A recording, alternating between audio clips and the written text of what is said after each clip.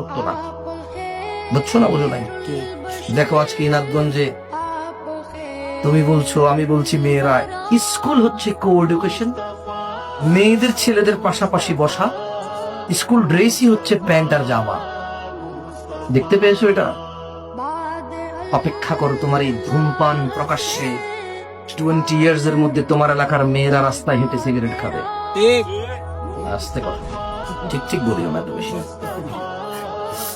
তুমি দেখো না, একসময় তুমি প্যান্ট শার্ট পরতা, পাঞ্জাবি ছেড়ে দিয়ে পরো, জায়েজ আছে, ঢিলে ঢালা হইলেই চলে, জরুরি না যে পাঞ্জাবি করতে হবে। কেউ কোনো মায়ের বেটা প্রমাণ করতে পারবে না যে পাঞ্জাবি করতে হবে, জায়েজ, ঢিলে ঢালা হইলেই চলে, বুঝছো না? বুঝো নাই? বাট তুমি দেখো না, একসময় ছেলেরা মেয়েদেরকে প্রতারণা করতো মোবাইলে, এখন মেয়েরাও শুরু করছে। দেখো না, একসময় ছেলেরা অযথায় মেয়েদেরকে তালাক দিয়ে দিত, এখন দেখো না মেয়েরা জামাই বিদেশ, নিজের জামাইকে ডিভোর্স দিয়ে আরেক জায়গায় চলে গেছে। দেখো না? তাহলে তুমি কেন ভয় পাচ্ছ না আরেকজনের বোনের ইজ্জত নষ্ট করতে?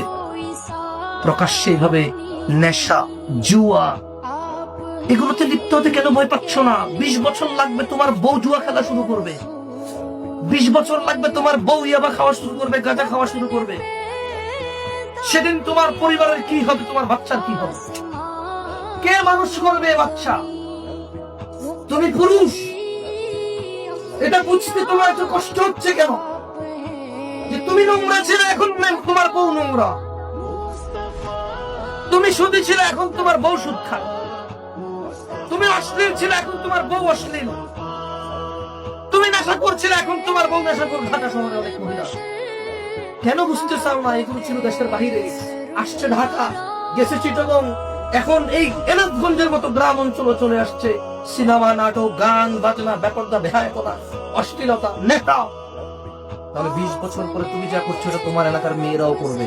প্রস্তুত থাকো, লাঞ্ছিত আর অপমানিত হওয়ার জন্য প্রস্তুত থাকো, প্রস্তুত থাকো। কোন বাচ্চার মানুষ হবে না। হ্যাঁ, 2 হাত 2 পা, চোখ নাক, মানুষ এরকম হবে, জান্নাতি মানুষ, আল্লাহর আবেদ মানুষ হতে কষ্ট হয়ে যাবে। ইত্তাকুল্লাহ ইয়া শাবাব, যুবক, আল্লাহকে ভয় করো। যে মহিলার সাথে ক্যামেরায় বাধ্য করো তাকে উলঙ্গ হতে, তোমার মেয়েকে কোন সমাজে রেখে যাবা? এই যে টেকনোলজির এই অপব্যবহার, জ্ঞান বুদ্ধির এই অপব্যবহার, আল্লাহর দেয়া নিয়ামতের এই বুদ্ধিমত্তার, এই বিচক্ষণতার এত নিকৃষ্ট ব্যবহার, তোমার বাচ্চা কাচ্চা কোথায় যাবে বলো? পরিচিত হয়ে যে বিয়ে করতে চাও, যেই মেয়ে বিয়ের আগে তোমার সাথে কথা বলে, যেই ছেলে বিয়ের আগে ওই মেয়ের সাথে কথা বলে, এই 2টা চরিত্রহীন লোক মিলে কি পরিবার গঠন করবে আমি জানি না। 2টা চরিত্রহীন লোক মিলে কি পরিবার গঠন করবে জানি না। নিকৃষ্ট এই পিতা, যে তার 16 বছরের 18 বছরের যুবতীকে নিজ টাকায় নিজে ছেলেদের মধ্যে দিয়ে আসে, এরপরে এটা জানাবা বিচারে লিপ্ত হয়। জানাবা বিচারের নাম প্রেম, ভালোবাসা, আকাশ থেকে আসা, গান বাজনা, কবিতা নিয়ে এক্সপ্লেনেশন, এলোমিনেশন করে এরপর বিষণ্ণতায় ভুগে এই যুবক, বিষণ্ণতায় ভুগে এই যুবতী। খাওয়া নাই, ঘুম নাই, পড়া নাই, লেখা নাই, অন্তরে এক মানে অদৃশ্য জ্বালা যন্ত্রণা নিয়ে বেড়ে ওঠে এই যুবক যুবতী। এর জন্য জিম্মেদার কে? তার পিতা। এই যে ছেলে, তার পিতা তাকে মহিলাদের মধ্যখানে দিয়ে আসছে পড়ালেখার নামে। এই যে মেয়ে কন্যা, তার নিজ পিতা। এত নিকৃষ্ট হয় নাকি মানুষ নিজের বাচ্চা মেয়েটাকে, যাকে হেফাজতের দায়িত্ব আল্লাহ তাকে দিয়েছে, রব বলেছে, মুস্তাফা আলাইহিস সালাম বলেছে, যে ব্যক্তি 3টি কন্যা সন্তান সুন্দর করে মানুষ করে মুসলমানের হাতে তুলে দেয়, মুস্তাফা আলাইহিস সালামের সাথে জান্নাতে যাবে। যে 2টি কন্যা সন্তানকে মানুষ করে অনুরূপ মুস্তাফার সাথে জান্নাতে থাকবে। যদি কারো মাত্র 1টা কন্যা হয়, ওইটাকে যদি সুন্দর করে ইসলামের উপরে মানুষ করে, তারপর মুসলমানের হাতে তুলে দেয়, খারাপ জিম্মেদারি, মুস্তাফা আলাইহিস সালামের সাথে জান্নাতে থাকবে। এত বড় অপরচুনিটি, এত বড় পুরস্কার, আল্লাহর দেওয়া এত বড় আমানত, নিজে যাইয়া ছেলেদের মধ্যখানে রেখে আসছে। ছি ছি ছি ছি। এ বাচ্চা মেয়ে জানা করেছে, এ বাচ্চা মেয়ে জানাকে প্রেম ভালোবাসা হিসেবে শিখতে পেরেছে, শিখেছে। এর জন্য জিম্মেদার কে? কে ওকে ছেলেদের মধ্যে রেখে আসছে? কে? কে? ওর বাবা, ওর মা। ও কি জানতো নাকি? ও কি জানতো নাকি কোনটা আরবি, কোনটা ইংরেজি, কোনটা বাংলা, কোনটা হিন্দি? ও কি জানতো নাকি এই পৃথিবী এত গুরুত্বপূর্ণ?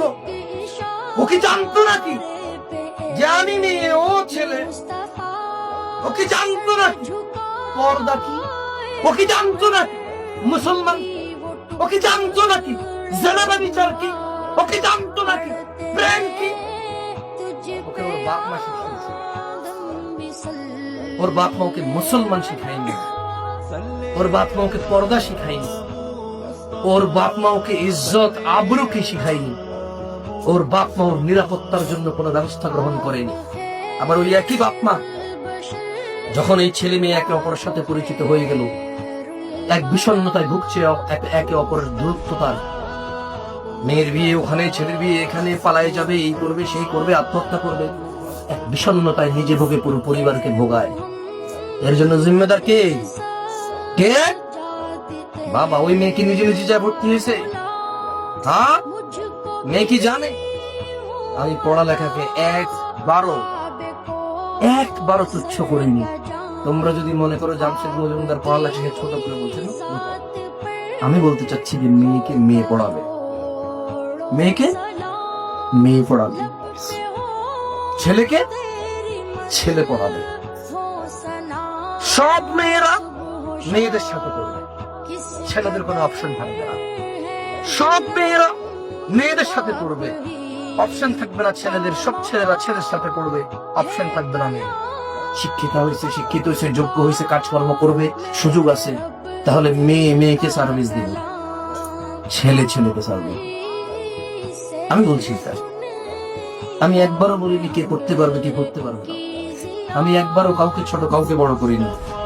যেমনটা সিম্পলে যদি বলি, আমি মেয়ে মা হবে, ছেলে বাবা হবে।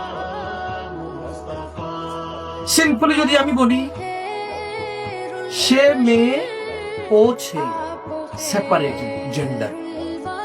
কাউকে আমি ছোট বলিনি, কাউকে আমি বড় বলিনি। সিম্পলি ওটা আসলাম, এটা বলি, অথবা এইটা কুলাউড়া, সরি, এটা হচ্ছে কি ইনারগঞ্জ, ওটা হচ্ছে হবিগঞ্জ, এটা হচ্ছে সিলেট, ওটা হচ্ছে চট্টগ্রাম। দুইটা আলাদা শহর, দুইটাই বাংলাদেশ, দুইটাই মানুষ থাকে, দুইটারই মূল্য সমান, দুইটাই স্বাধীন, আলহামদুলিল্লাহ।